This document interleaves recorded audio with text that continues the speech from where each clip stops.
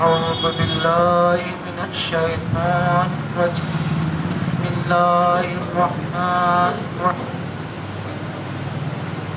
الحمد لله الذي لا يبلغ مدحته قائل ولا يحصي نعماءه نعات ولا يؤدي حقه المجتهد الذي لا يدركه بعد الهمم ولا يناله غوث الفتن الذي ليس لصفته حد محدود ولا نعت موجود ولا أجل ممدود ولا وقت معدود وترى الخلائق بقدرته ونشر الرياح برحمته وبطد بالصخور ميدان أرضه ثم الصلاة والسلام على سيد الأنبياء والمرسلين مولانا ومولى الثقلين جد الحسن والحسين بالقاسم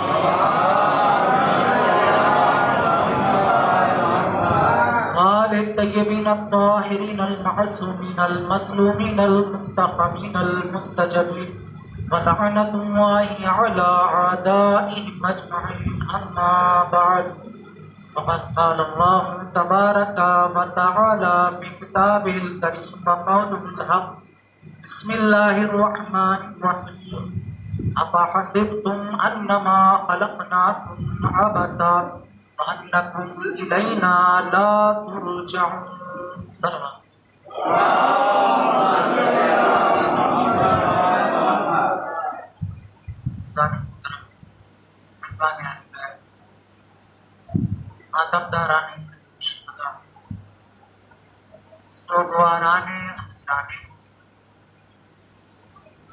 मैंने जिस आय करीमा की तिलावत का शरफ हासिल किया वो सूरह मुअम्मिनून की 135 है, जिसमें आप परवरदिगार इरशाद फरमा रहा है अफहसिबतुम अन्नमा खलक़नाकुम, क्या तुमने ये गुमान कर लिया है कि तुम्हें अबस पैदा किया, बिला वजह पैदा किया, बिला सबब खल्क किया, तुम्हारे क्रिएशन का कोई मकसद ही नहीं। हमने जब क्रिएट किया तो क्या मतलब है, मैंने ऐसे ही तुम्हें भेज दिया। वान्नकुम इलैना ला तुरजऊन, और ये कि तुम हमारी तरफ पलट कर। परवरदिगार कह रहा है कि क्या तुमने ये सोचा है कि हमने जो जमीन पे तुम्हें भेजा है बेकार, और ये तुम सोच बैठे हो कि तुम मेरी तरफ पलट कर नहीं आओ। ऐसा क्यों है? चूंकि खुदा अपनी गुफ्तगू के जरिए से, अपने कौल के जरिए से उन मुनकिरीन के नजरियात की तरफ इशारा कर रहा है, उन लोगों के अक़वाल से आगाह करना चाह रहा है जिनका मकसद और नतीजा और कलाम ये है कि वक़ालू मा हिया इल्ला हयातुना दुनिया नमूतु व नहया व मा युहलिकुना इल्ला दहर।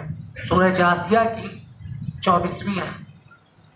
परवरदिगार आलम कह रहा है, उनके कौल को नकल कर रहा है, जो मुनकिरीन खुदा है।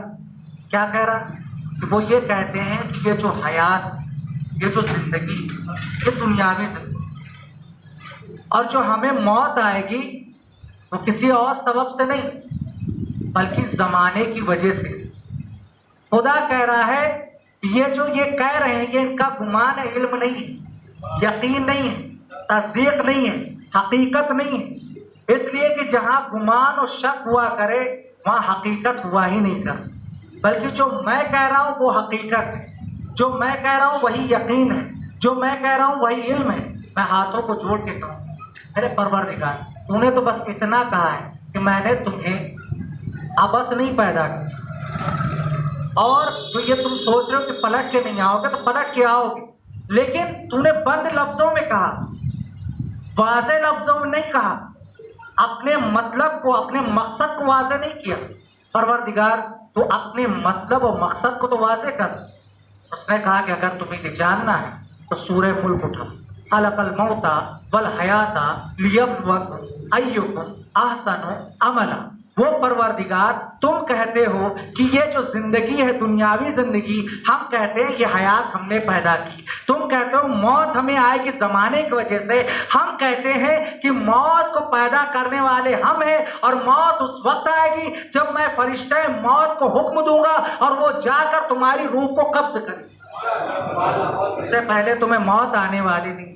परवरदिगार, तूने ये तो बता दिया कि मौत का मालिक तू है, तूने ये बता दिया हयात का मालिक तू है, लेकिन ये नहीं बताया कि पलट के तेरी बारगाह में आना है या नहीं। तो परवरदिगार आलम इरशाद फरमाएगा कि देखो, अल्लज़ीना इज़ा असाबतहुम मुसीबा कालू इन्ना लिल्लाहि व इन्ना इलैहि राजिऊन।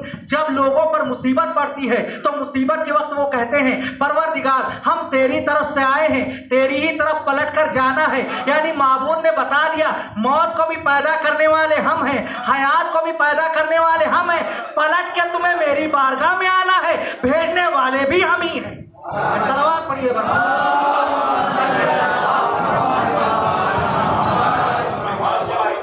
सवाल ये है, अभी भी सवाल बाकी, किस मकसद के तहत भेज? हाँ, क्या बस नहीं पैदा किया, ठीक है, तूने बता दिया कि मौत के मालिक हम, तूने बता दिया जिंदगी के मालिक हम, तूने बता दिया भेजने वाले हम, तूने बता दिया कि तुम पलटोगे तो मेरी बारगाह में आओगे, लेकिन ये तो बता दे, जब तू एक तरफ कह रहा है कि हमने अबस खल्क नहीं किया है, तो तेरा मकसद क्या है खल्क करने का? तो परवरदिगार आलम आवाज देगा, सूरह ज़ारियात उठाओ, उसकी 26वीं आयत उठाओ, उसमें नजर आ जाएगा, वमा खलक़तुल जिन्ना वल इंसा इल्ला लियअबुदून। ऐ लोगों, ऐ जिन्नातों, ऐ इंसानों, मैंने तुम्हें खल्क ही नहीं किया मगर खल्क करने का जो मकसद है वो सिर्फ और सिर्फ ये है कि तुम मेरी इबादत करो। यानी तुम्हें हमने खल्क किया है तो अपनी इबादत। अब इबादत कहते किसे? इबादत कहते किसे? इबादत की डिफिनेशन क्या है? इबादत की तारीफ क्या है? इबादत किस शय का नाम, किस वजूद का नाम? क्या इबादत नमाज पढ़ लेने का नाम है? क्या इबादत रोजा रख लेने का नाम है? क्या इबादत ज़कात अदा करने का नाम है? क्या इबादत हज कर लेने का नाम है? क्या इबादत जिहाद करने का नाम है? क्या इबादत नेकी की हिदायत करने का नाम है? क्या इबादत ज़कात अदा करने का नाम है? क्या इबादत बुराई से रोकने का नाम है? क्या इबादत तवल्ला है? क्या इबादत तबर्रा है? बहुत तवज्जो। अच्छा, तवल्ला और तबर्रा क्या है? एक अजीब लम्हे फिक्रिया और एक अजीब फिक्र बन चुकी है कि तवल्ला का मतलब यह है कि मोहब्बत, तवल्ला और तबर्रा का मतलब यह है कि गाली गलौज। नहीं जना, मैं बताता हूँ क्या। तवल्ला का मतलब है इजहारे मोहब्बत, तबर्रा का मतलब है इजहारे बरात। और भी वाज़ेह कर, तवल्ला का मतलब है अल्लाह से अपनी मोहब्बत का ऐलान करना, रसूल से अपनी मोहब्बत का ऐलान करना, इमामों से अपनी मोहब्बत का ऐलान करना। तबर्रा किसे कहते हैं? का इजहारे बरात। और आगे वाज़ेह करता चलूं, कहा कि अल्लाह के दुश्मनों से इजहारे बेजारी करने का नाम है तबर्रा, रसूल के दुश्मनों से इजहारे बेजारी करने का नाम है तबर्रा, इमामों के दुश्मनों से इजहारे बेजारी करने का नाम है तबर्रा। अब कोई इस मजमे से खड़ा हो और कहे मौलाना, क़िबला, काबा, हुजूर, आली मकाम, ये डिफिनेशन, ये तारीफ, इतनी लंबी चौड़ी दास्तान, ये तो आपके जहनों में रहने वाली है, हम तो जाहिल, हम तो नादान, हम तो कम इल्म, हमारे पास इतनी फुर्सत नहीं, हमें ऐसा कोई सेंटेंस बता दीजिए जो हमारे जहनों में महफूज हो जाए। तो मैं उन लोगों को भी बता दे रहा हूँ, तवल्ला किसे कहते हैं, तबर्रा किसे कहते हैं? तो अली से अपनी मोहब्बत का इजहार करना इसे तवल्ला कहते हैं, अली के दुश्मन पर तबर्रा करना इसे तबर्रा कहते हैं। सलवात पढ़िए।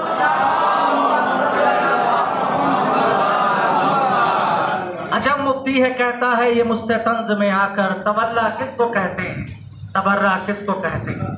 है हज का कायल वो भी और मैं भी हज का कायल हूँ, उसे बतलाए देता हूँ कि क्या क्या किसको कहते हैं। इधर काबे का चक्कर और उधर शैतान पे पत्थर, तवल्ला इसको कहते हैं, तबर्रा इसको कहते हैं। Yeah.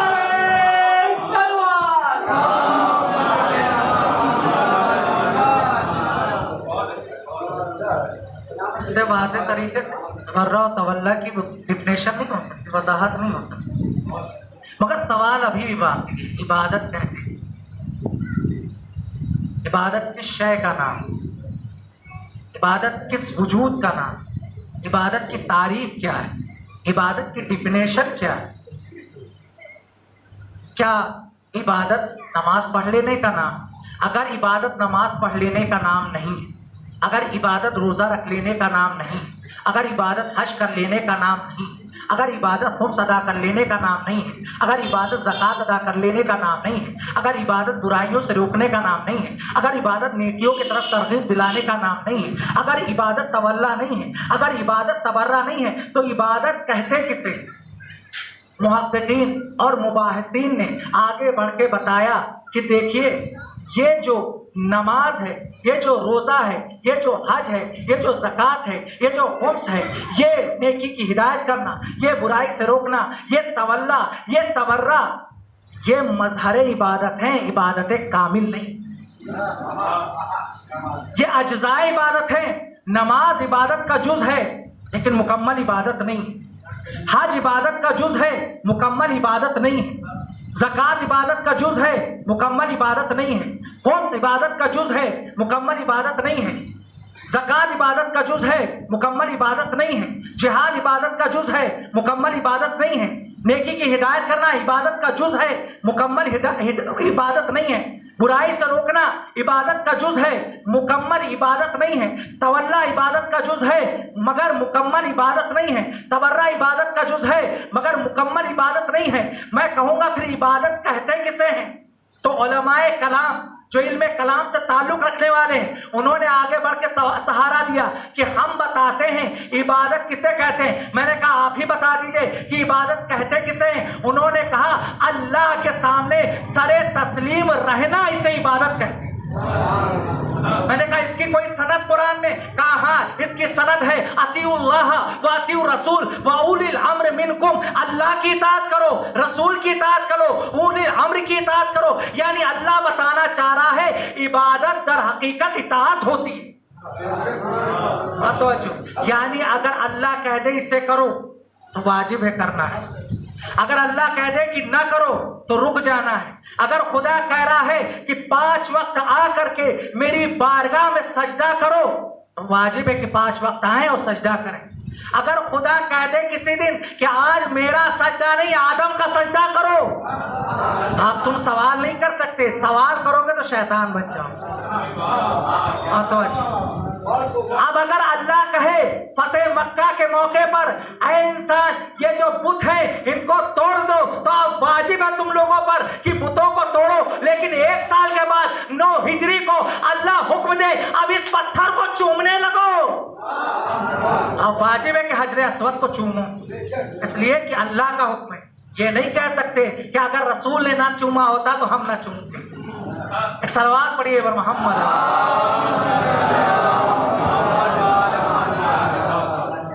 मुत्तफ़क़ा अलैह फैसला, ये जितनी मजलिस में पढ़ो मेरी खुद की जाती मुतादा। एक रिवायत है, पूछा गया कि हजरे अस्वद को क्यों बोसा दिया जाता है। फिर की किताबों में भी ये रिवायत मिल जाए, इसलिए चूंकि पैगंबर आ करके हजरे अस्वद को चूम। हमने कहा फिर तवाफ में क्यों, तवाफ का हिस्सा कैसे बन गया? कहा जब पैगंबर ने तवाफ किया तो उस दरमियान भी हजरे अस्वद को बोसा दिया। मैं कहा जनाब क्या आपको याद रहा कि पैगंबर ने अपने हाथों से हजरे अस्वद को बोसा दिया, इस वजह से हम चूमते, ये तो याद रहा। लेकिन 1.25 लाख हाजियों के दरमियान मैदान गदीर खूम में हाथों पर बुलंद करके मन कुंतो मौला हो फहाजा अलियुन मौला का ऐलान किया, ये कैसे भूल गए? सलवात पढ़िए बर मोहम्मद।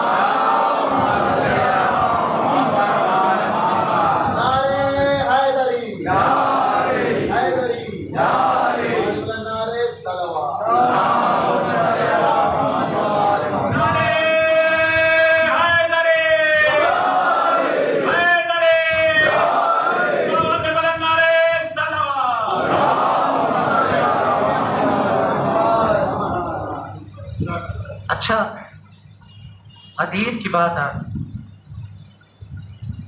पैगंबर के जानशीन है अली, और अली के नाम के माना क्या है? बुलंद, आला। अब आप सोचिए, जो पहले ही से आला इतना हो, जब वो दस्ते पैगंबर पे आया होगा तो कितना बुलंद हो। और दो ही मकाम नजर आए जहां पर पैगंबर ने अली को बुलंद किया है। एक मकाम कुम है और दूसरा मकाम फतेह मक्का था। पैगंबर ने अली को अपने शानों पर उठाया और कहा, ऐ अली, अब इन बुतों को तोड़ने की जिम्मेदारी तुम्हारी। इसलिए आपको मुश्रिकन कहा जाता है, यानी बुतों को तोड़ने वाले। और आपने बुतों को तोड़ा, सफाया किया। जिस वक्त अली दोषे पैगंबर पर थे, तो पैगंबर ने एक सवाल किया, अली ये बताओ, मेरे दोष पे पहुंचकर, मेरे कांधों पर पहुंचकर तुम कैसा महसूस कर, तुम कैसा महसूस कर रहे हो?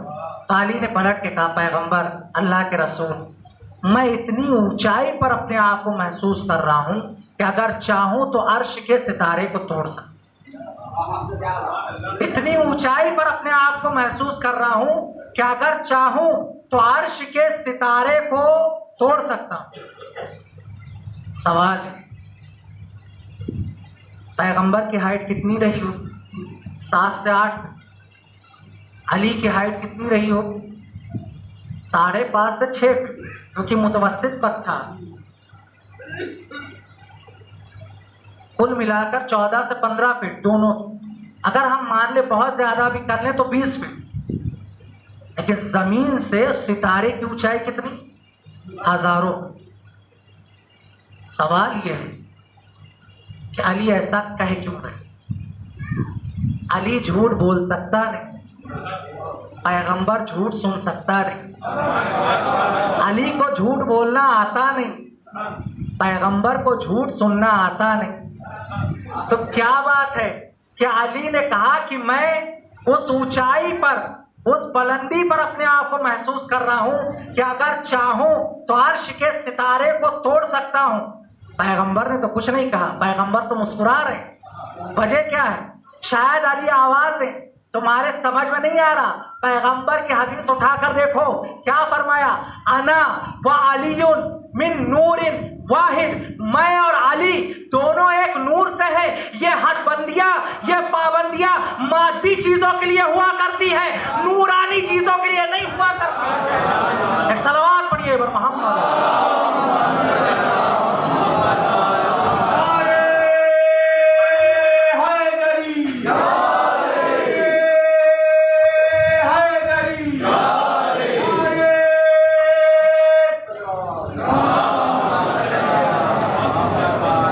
मिसाल छोटी सी दे, जो इंसान के हाथ की बनाई हुई टॉर्च, आप उसको रोशन कीजिए और आसमान की तरफ कीजिए, आपको कहां तक नजर आए? जहां तक आपकी मादी निगाहें उसको कैच कर सकती, बस वहीं तक बता सकती। अलबत्ता नूर तो बहुत आगे तक जाता। अली ने जो कहा कि मैं चाहूं तो सितारे को तोड़ सकता हूं, मेरे मौला आप कह देते कि मैं देख रहा हूं अपने खुदा को, मैं मुलाकात कर रहा हूं अपने खुदा से, ये क्यों नहीं कहा? आवाजें आदि आएगी, इसलिए कि मैं जो बताना चाहता हूं वो ये है कि तुम्हारी मादी निगाहों में इतनी कुव्वत नहीं है कि तुम परवरदिगार का दीदार कर सको, इसलिए मैंने कहा कि मैं चाहूं तो सितारे को सिर्फ इस वजह। एक और मिलजुल के समझ,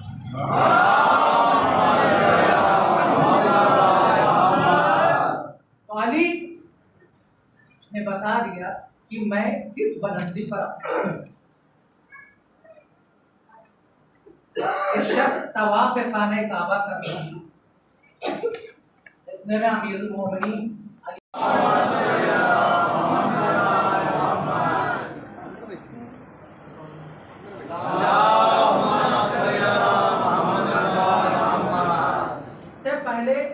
कि वो शख्स जो तवाफ कर रहा था वो सलाम करता, अली ने उसे सलाम कर दिया। ये खुश अली जैसी शख्सियत ने उसे सलाम किया, यानी अपने आप को खुशनसीब समझ रहा है। यहीं का प्राइम मिनिस्टर आकर अगर आपको सलाम कर दे, क्या कहना भाई, वाह वाह तो आप 56 इंच का सीना चौड़ा करके भाई, वाह वाह वाह वाह मोदी ने सलाम किया। भाई, वाह वाह वाह। तो फिर सोचिए जो दुनिया और आखिरत दोनों का बादशाह हो, उसने जब उसे सलाम किया होगा तो कैसा फील किया होगा, कैसा महसूस किया होगा। अली भी तवाफ़े खाने काबा में मशहूर, वो भी तवाफ़े खाने काबा में मशहूर। 2-3 चक्करों के बाद जब दोबारा अली और उस शख्स की मुलाकात हुई तो इसने सोचा अब मैं खुद अली को सलाम करूंगा, लेकिन अली ने उसकी तरफ देखा ही नहीं। अली उसकी तरफ मुतवज्जे ही नहीं हुआ। अब ये तवाफ तो कर रहा है, लेकिन इसका जहन अली की बेरुखी की तरफ है। क्या अली ने देखा क्यों नहीं? क्या मुझसे कोई गलती हो गई? क्या मुझसे कोई खता हो गई? या मैं सही से तवाफ नहीं कर रहा हूँ? जब तवाफ खाने काबा मुकम्मल हुआ, इबादत मुकम्मल हुई, तो ये अली की खिदमत में आया, काम मौला क्या मुझसे कोई खता हो गई? क्या मुझसे कोई गलती हो गई? कहा कि तुम ऐसी बात क्यों कर? कहा मौला पहली मरतबा मैंने चाहा कि मैं आपको सलाम करूं तो आपने मुझे सलाम कर दिया, लेकिन दोबारा जब हम दोनों करीब आ चुके थे तो आपने मेरी तरफ से चेहरा फेर लिया। कहा कि देखो पहले जब मैंने सलाम किया था उसकी भी अपनी वजह, दोबारा जो मैंने रुख फेर लिया था उसकी भी अपनी एक वजह। का मौला दिल को सुकून नहीं, करार नहीं, बेचैनी सी हो रही अगर आप जब तक वाजे नहीं करते। ठीक है मैं बता, जब पहले मैंने सलाम किया तो इस वजह से कि उस वक्त हम आले मोहम्मद पर तू दुरूद भेजा, क्या कहना। और दूसरी बात जब मैंने रुख तेरी तरफ से मोड़ लिया था उस वक्त तू हम आले मोहम्मद के दुश्मनों पर लानत कर रहा था, और अली को यह पसंद नहीं कि कोई उसके दुश्मनों पर लानत कर रहा हो और अली उसको रोक दे। अली को यह पसंद नहीं कि अली के दुश्मनों पर कोई लानत कर रहा हो, अली किसी को रोक दे। तबर्रा भी इबादत है, तवल्ला भी इबादत है। और एक और आपकी खिदमत में बात कहता चलूं, अगर तबर्रा नहीं होगा, तवल्ला नहीं होगा तो दीन नामुकम्मल हो जाएगा। इसलिए कि अल्लाह ने खुद कहा है पहले सारे खुदाओं का इनकार करो, बाद में वहदहू ला शरीक का इकरार करो। ला इलाहा यह है तबर्रा, इल्लल्लाह यह है तवल्ला। ये सलावत पढ़िए।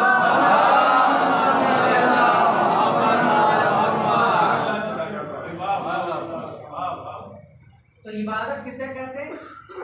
अल्लाह के सामने सरे तस्लीम रहना, इसे कहते हैं इबादत। मगर अगर खुदा ये कह दे कि मेरी इबादत के साथ साथ किसी और का इनाम नहीं करो, उसने बरात का अल्लाह ताबुदू इल्ला इय्याह व बिल वालिदैनि इहसाना। तुम्हारे रब का फैसला ये कि कोई भी लायक सजदा नहीं है सिवाय वहदहू ला शरीक के, सिवाय और अपनी इताअत और फरमाबरदारी के फौरन बात कह रहा है वबिल वालिदैनि इहसाना, अपने वालिदैन से अंदा पेशानी से पेश उनके साथ उसने सुलूक से पेश, उनके साथ अच्छा बर्ताव, दोनों की इताअत लाजिम कर। फर्क एक है, फर्क इतना है कि मुझे सजदा करना है, वालिदैन को सजदा नहीं करना। बाकी सारे कवानीन वही नाफिज होंगे जो मेरे। अब वालिदैन यानी माँ और बाप, दुनिया में जितने अफराद हैं उनमें से अक्सरियत की बात कर रहा हूँ, सबकी बात नहीं, अक्सरियत की बात मैं कर रहा हूँ। उनकी जिंदगी में 3 तरह के बाप होंगे। एक वो कि जिसके जरिए से वो इस कायनात में आया, दूसरा वो कि जिसने अपनी बेटी उसके अब्द में दी, तीसरा वो जिसने इसको पढ़ाया और लिखाया और इसकी तरबियत की है और इस लायक बनाया ये अपनी जिंदगी गुजार सके, यानी उस्ताद। तीन तरह के वालिद हैं, तीन तरह के बाप। एक वो कि जो सबबे आमदे कायनात बने कि आप कायनात में उनके सबब से आए। दूसरे वो कि जिन्होंने अपनी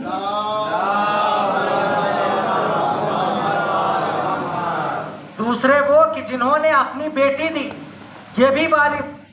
तीसरा बाप वो कि जो उस्ताद है, जिसने पढ़ाया है। कहा गया कि अगर इन तीनों में से किसी एक की भी नाफरमानी की तो जहन्नम में चले जाओ। खुला हुआ चैलेंज कि अगर इनमें से किसी एक की भी नाफरमानी की तो तुम जहन्नम में चले जाओगे। सारे आमाल तुम्हारे बर्बाद हो जाएंगे, सारी नेकियां धरी की धरी रह जाएंगी, कोई तुम्हारा पुरसाने हाल नहीं होगा। दुनिया भी तुम्हारी बर्बाद हो जाएगी, आखिरत भी तुम्हारी खराब हो जाएगी। तीनों वालिदैन के लिए।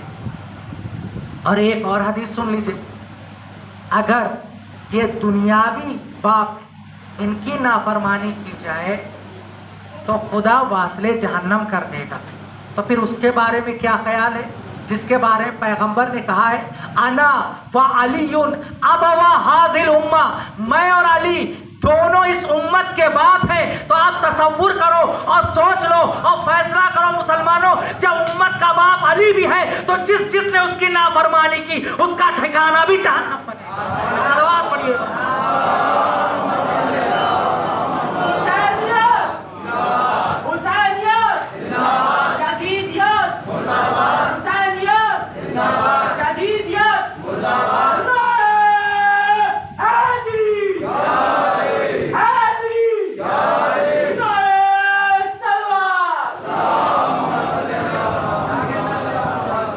सूरह हम्द में कह रहा है, इय्याका नअबुद, मेरी इबादत करो,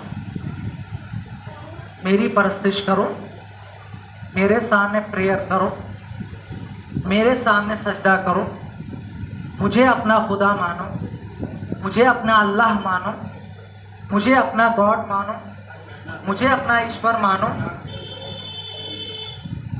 कह रहा है कि जो कुछ करना है मेरे लिए। अब इस बात को आप लोग गौर से सुनिए, क्योंकि ये तहकीकी बात है। एक सलवात पढ़ लो।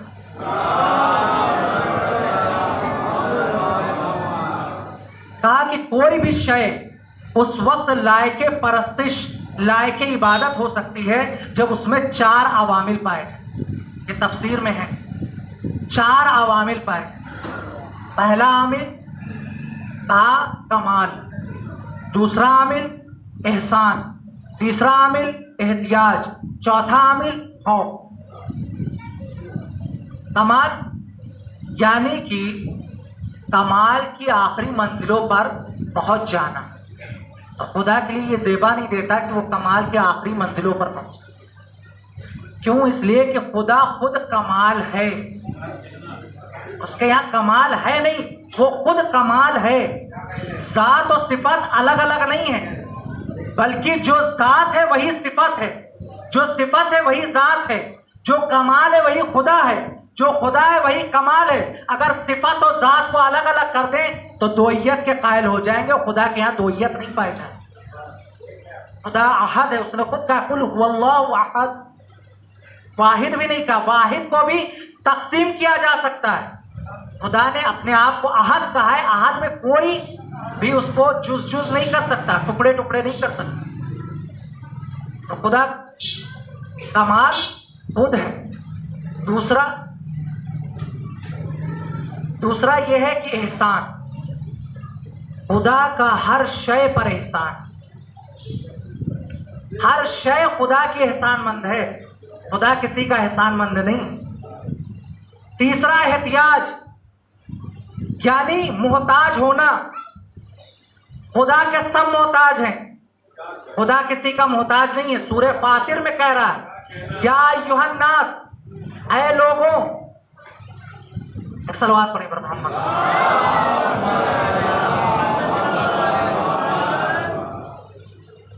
ऐ लोगों, तुम सब के सब मेरे मोहताज। वल्लाहु गनियुल हमीद, और खुदा तुम सबसे बेनियाज हो, यही उसकी तारीफ। और फिर जनाबे मूसा के कौल को भी नकल कर रहा है। वकाला मूसा इन तकफुरु अंतुम, मूसा कह रहा है बनी इसराइल सुन लो, तुम सब के सब खुदा के मुनकिर हो जाओ। और तुम सब के सब नहीं, वमन फिल अर्ज़ जमिया, जितने भी जमीन में रह रहे हैं, सूरह इब्राहिम में यह आयत है, जितने भी जमीन में रह रहे हैं वो सब के सब खुदा का इनकार कर लें। फइन्नल्लाह लगनियुन हमीद, लेकिन खुदा हर एक से बेनियाज है और बेनियाजी ही ये इसकी सबसे बड़ी तारीफ है। तो खुदा किसी का मोहताज नहीं है, सब उसके मोहताज। चौथा है खौफ, तो क्या खुदा किसी को डराने आता है, किसी को धमकाने आता है, किसी को ब्लैकमेल करने आता है कि अगर तुमने मुझे सजदा नहीं किया तो तुम्हारे घर को बर्बाद कर दूंगा, तुमने मुझे सजदा नहीं किया तो तुम्हारे मालो असबाब को लूट लूंगा? नहीं, खुदा नहीं आएगा। फिर कहा कि जब भी कोई आबिद आरिफ उसकी मारिफत के साथ इबादत करता है तो उसके जिस्म पर एक खौफ तारी होता है। वो इसलिए कि वो जानता है कि हम किसकी बारगाह में खड़े हैं। यह है असल खौफ की तारीफ। अच्छा, आप सवाल कर सकते हैं कि आबिद और आबिद आरिफ में क्या फर्क है? आबिद का माना है इबादत करने वाला, और आबिद आरिफ यानी ऐसा इबादत गुजार कि वो जिसकी इबादत कर रहा है उससे मालूम हो कि वो किसके सामने सजदा कर रहा है। ये नहीं कि खाली इबादत ही कर रहा है, सिर्फ सजदे पे सजदे किए जा रहा है, नहीं, उसे मालूम हो कि हम किसका सजदा कर रहे हैं। आबिद बहुत से मिल जाएंगे, आबिद आरिफ बहुत कम मिले। और जो हकीकी आबिद आरिफ होगा पैर से तीर निकाल लिया जाएगा लेकिन उसे पता नहीं चलेगा। इसे कहते हैं हकीकी आबिद आरिफ। एक आबिद है बनी इसराइल में, नमाज पढ़ रहा है, इबादतें कर रहा है, क्योंकि जनाब मूसा के दौर में भी नमाजें थी, जनाब ईसा के दौर में भी नमाज। अब ये एक बहस तूलानी,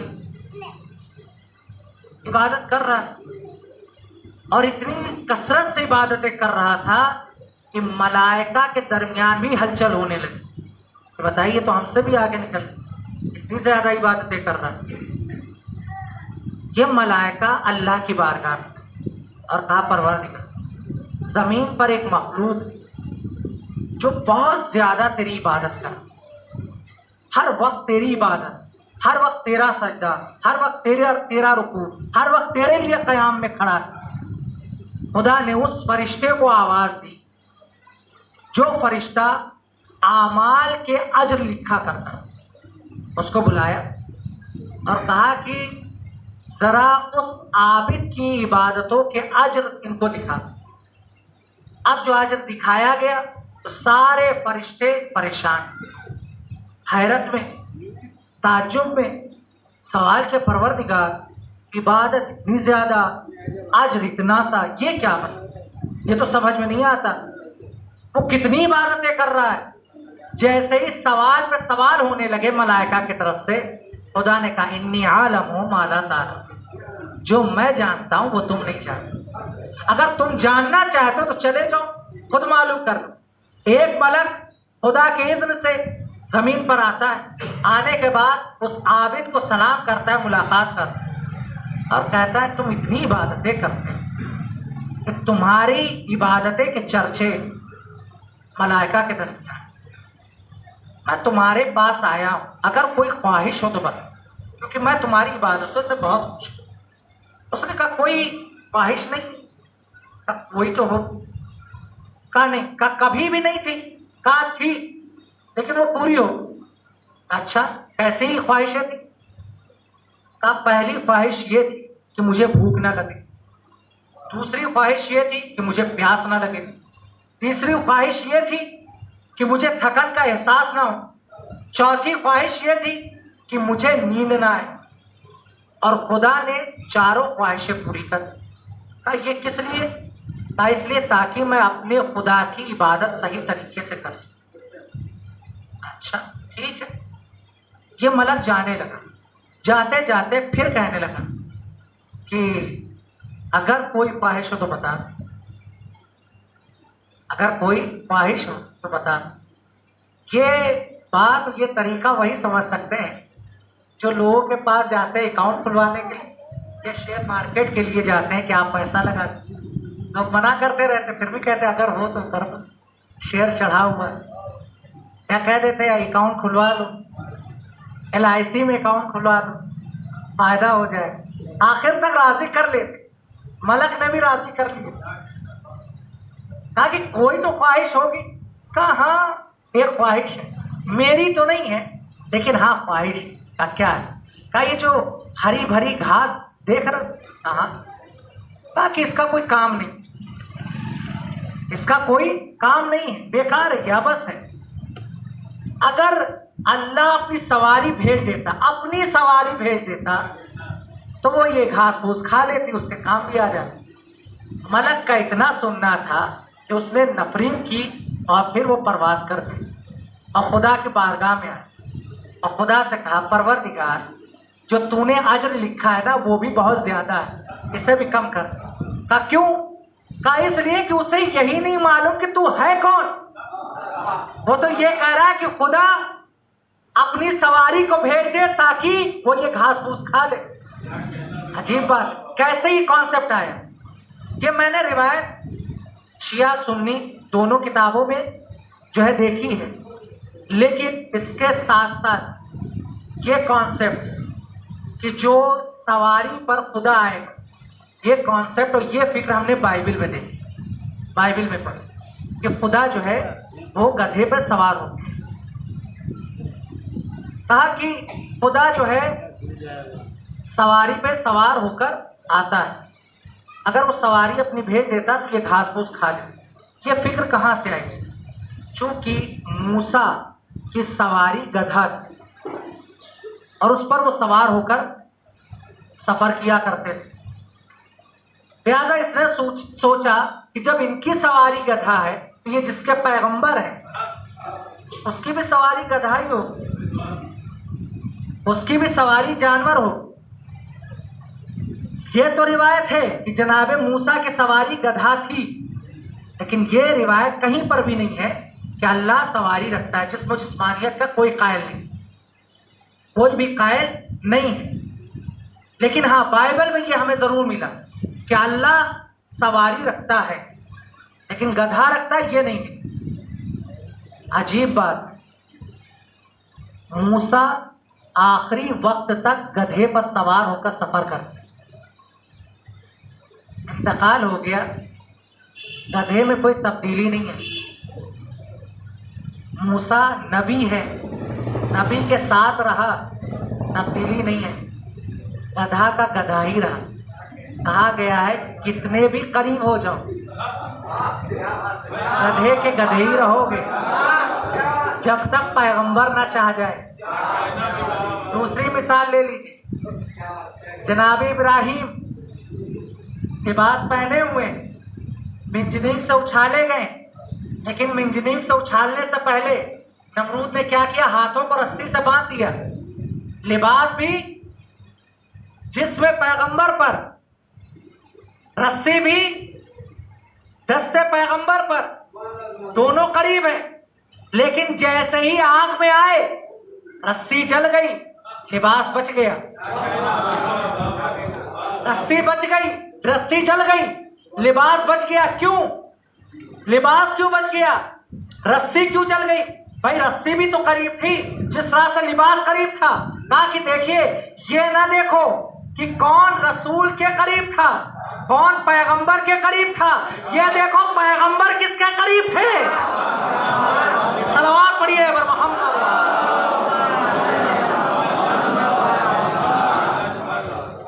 पैगंबर लिबास से करीब थे, लिबास बच गया, रस्सी के करीब नहीं थे, लिहाजा रस्सी जल गई।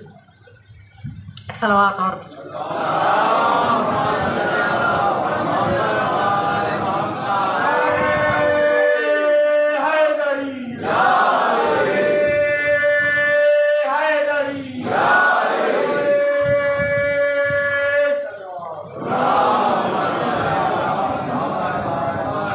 तो इसका नतीजा यही हुआ कि इबादत यानी इताअत और इताअत बगैर मारिफत के नहीं हो सकती।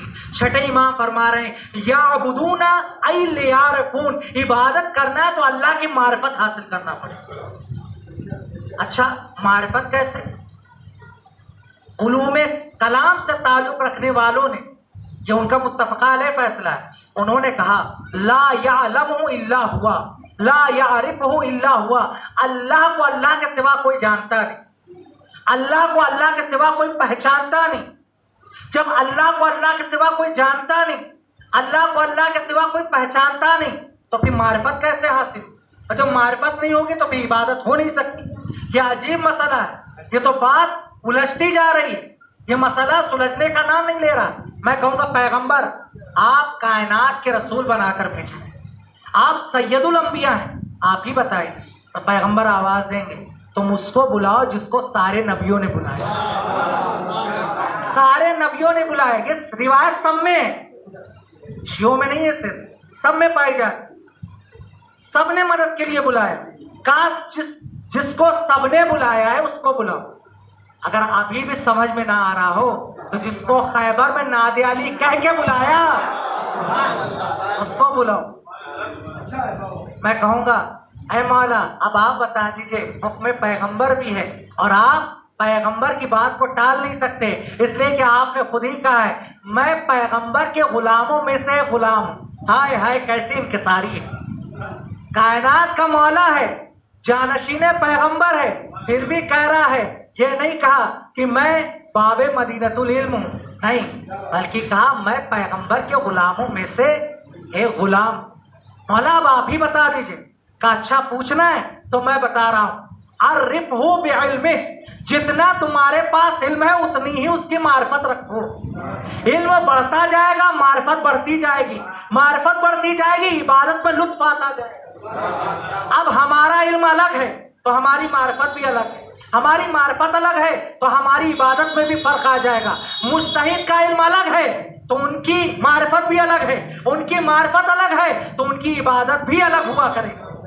फिर इसी तरह सहाबियों के पास इल्म अलग है तो उनकी मार्फत भी और बुलंद है, और जब उनकी मार्फत और बुलंद है तो फिर उनके पास इबादत के रुतबे भी बड़े बुलंद होंगे। और इसी तरह अहले बैत के पास इल्म अलग है तो उनके पास मार्फत भी अलग है, और जब मार्फत अलग है तो इबादत भी और आला होगी। और सिर्फ अहले बैत नहीं बल्कि नबियों की बात ले लीजिए, उनके पास भी इल्म आला है तो मार्फत भी आला होगी, जब मार्फत आला होगी तो इबादत भी बुलंद होगी। लेकिन 1,24,000 नबियों ने आकर के और जब तबलीग कर चुके, सब कुछ पहुंचा चुके, जिम्मेदारियां पूरी कर चुके, तो जब फरिश्ता मौत आया और आने के बाद कहता है क्या है खुदा के रसूल, आपको खुदा ने बुलाया है। क्या कहा? माँ अरफना का हक्का मारिफतिक, माँ अबदना का हक्का इबादतिक। परवरदिगार सारी जिंदगी तेरी इबादत की है मारिफत के साथ, लेकिन तेरी मारिफत का हम हक अदा नहीं कर सके, तेरी इबादत का हक हम अदा नहीं कर सके।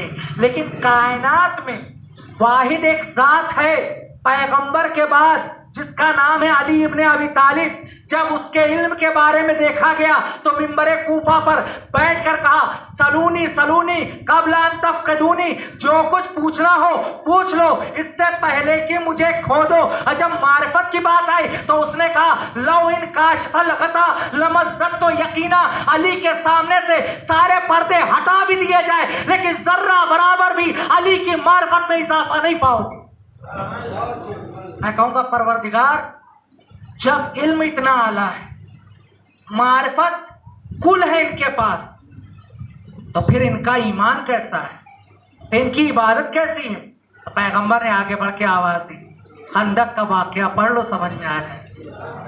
फरज़ल ईमानो कुल्ले इलल कुफ्रे कुल्ले, आज कुल्ले ईमान कुल्ले कुफ्र के सामने जा रहा है। और इबादत के बारे में देखना है तो ज़रबतो अलीयन यौमल खंदक अफज़लो मिन इबादत सकलैन, अली की यौम खंदक की एक ज़रबत दोनों जहान की इबादत से अफजल है। यानी कि इल्म में भी अली कामिल है, इरफान में भी अली कामिल है, इबादत में भी अली आला है और ईमान में भी अली कुल्ले ईमान है। एक सलवात पढ़िए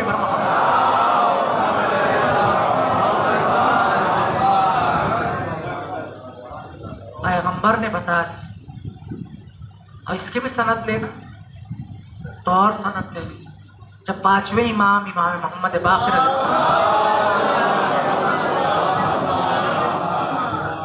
आते हैं और आने के बाद कहते हैं बाबा अपने बाबा से, अपने वालिद से, अली इब्नुल हुसैन ज़ैनुल आबिदीन अलैहिस्सलाम, बाबा कितनी इबादतें कर, थोड़ा सा आराम कर लिया। एक शख्स ने आकर कहा मौला आपसे बड़ा कोई आबिद नहीं, आपसे बड़ा कोई इबादत गुजार नहीं। तो इमाम ने अपने गुलाम को हुक्म दिया जरा वो सहीफा लेकर आओ जो मेरे जद का। सहीफा सामने किया, आप इसको पढ़ो क्या है। पढ़ना शुरू किया, यही बात सामने आई। ज़रबतो अलीयन यौमल खंदक अफज़लो मिन इबादत सकलैन। ये बताओ जब कोई अली की एक ज़रबत का मुकाबला नहीं कर सकता, तो सिर्फ अली की एक ज़रबत है, अली को तो कभी सूरज ने भी सोते हुए नहीं पाया है। सलावत पढ़िए मोहम्मद। अली की मार्फत अली को कोई नहीं जान सकता, अली को कोई समझ नहीं सकता। इसलिए कि पैगंबर का ये कौल है कि ऐ अली खुदा की मार्फत या तो मुझे या तुम्हें, मेरी मार्फत या तो अल्लाह को या तुम्हें है, और तुम्हारी मार्फत या तो खुदा को या मुझे। तो अब अगर अली को पहचानना है या तो अल्लाह बनना पड़ेगा या रसूलुल्लाह बनना पड़ेगा। सलवात पढ़िए।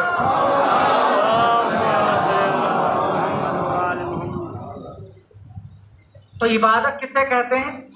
अल्लाह के सामने सरे तस्लीम रहना। लेकिन ये भी मुकम्मल इबादत नहीं।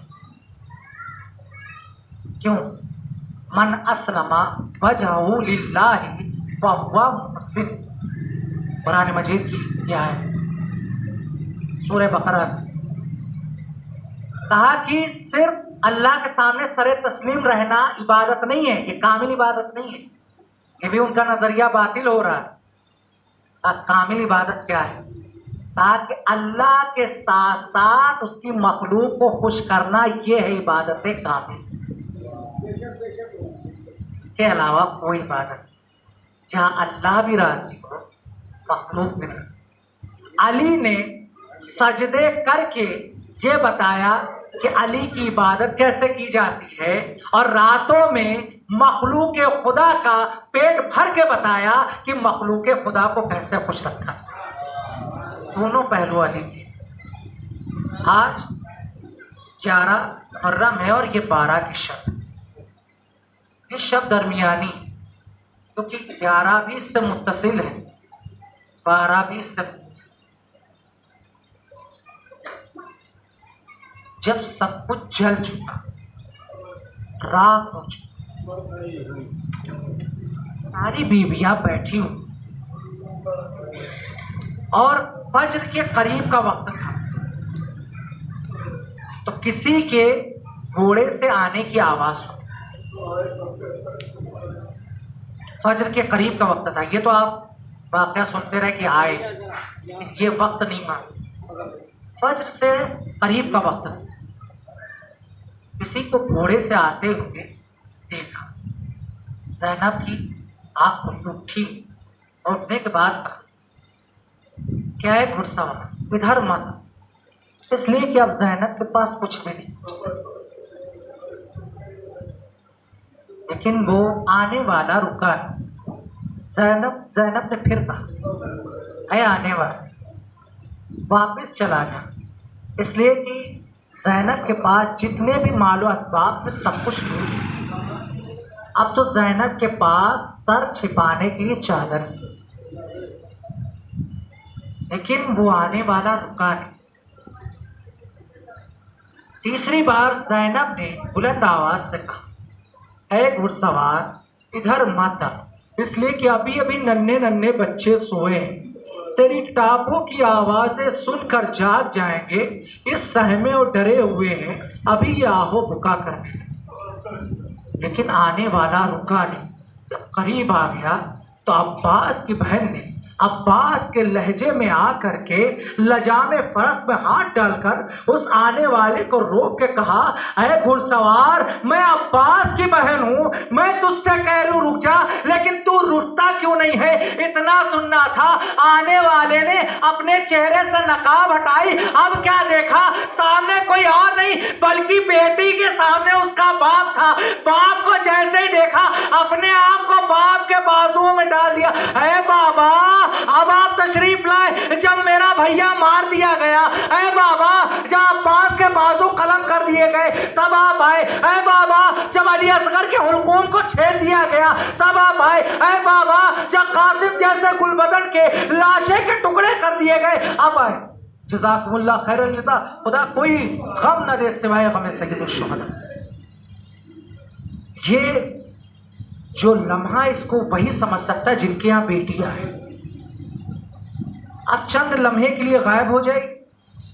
बेटा बाप के करीब उतनी जल्दी नहीं आता जितनी तेजी से बेटी आती है, और बेटी उस चेहरा नहीं देखती बल्कि बाप के लिबास पे निगाह जाती। बाबा ये बटन कैसे टूट गया, बाबा ये कुर्ता कैसा है, लाइए मैं सही करूं।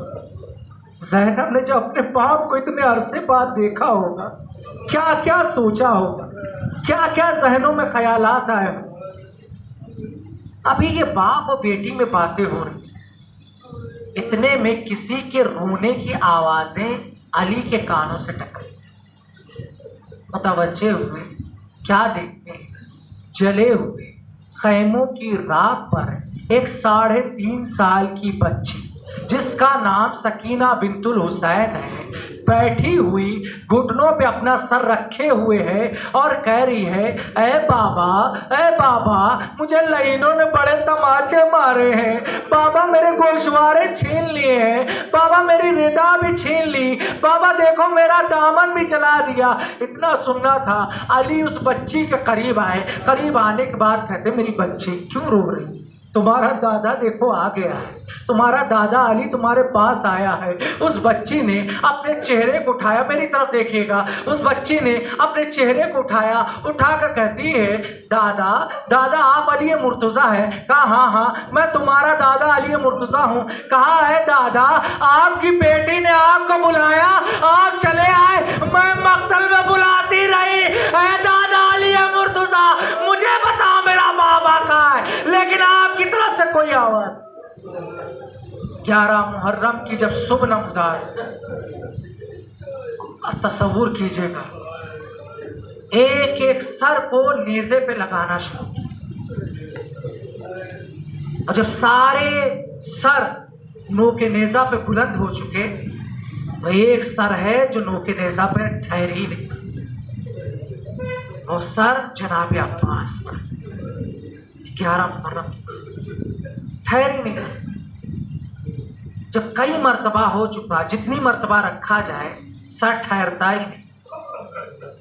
शिम्र ताजियाना लहराता हुआ सैयद सज्जाद के पास और कहता है, सैयद सज्जाद ये बताओ कि तुम्हारे चचा का सर नोके नेज़ा पर ठहरता क्यों? तो चचा ने कहा, वो इस वजह से कि जब मेरे चचा का सर बुलंदी पे जाता है तो सैयद सज्जाद शिम्र से कहते हैं, उस वक्त मेरे चचा की निगाहें मेरी फुफियों की बेरिदाई पर जाती हैं, बेचादर सरों पर जाती हैं, और ये देखकर मेरा चचा बर्दाश्त नहीं कर पाता और अपने आप को नेज़े से नीचे गिरा। इतना सुनना था। शिम्र ने कूली को बुलाया और बुला के कहा कि एक सूजा लेकर। सूजा लाया गया, एक रस्सी लेकर रस्सी लाई गई, रस्सी को सूजे में पूरा पिरोया गया और पिरोने के बाद फिर कहा उस सर को लेकर आओ जो सर ठहर नहीं रहा है, जो सर नोके नेज़ा पे रुक नहीं रहा है। आज़ादारों आप सुनेंगे तो सर आया। मालूम है उसने बालों को इस तरह से पकड़ा, पकड़ने के बाद सूजे को दाहिने कान में पेवस्त किया, बाएं कान से निकाला और हार के नुमा बनाकर घोड़े की गर्दन में डाल दिया। जैसे जैसे घोड़ा चलता था वैसे वैसे अब्बास का सर जमीन पर खत खींचता हुआ चलता था। तभी तो रिहाई के वक्त जब सारे सर आए तो अब्बास का सर जब आखिर में आया तो ज़ैनब ने यही कहा, यह किसका सर है? तो दरबार ने कहा, यह तुम्हारे सिपह अब्बास है गाजी का सर। अब्बास के सर को देखा, उम्मे कुलसूम ने आगे बढ़ के सीने से लगा, ए भैया तुम्हारे बाल लाइनों ने बड़े सितम किए, ए भैया हमारी विदाई।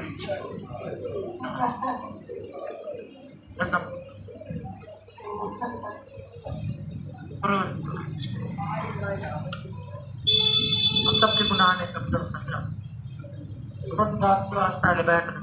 जहाँ कहीं शियान दोस्त अहबाब चाहने वाले खानदान वाले सबकी जान मानी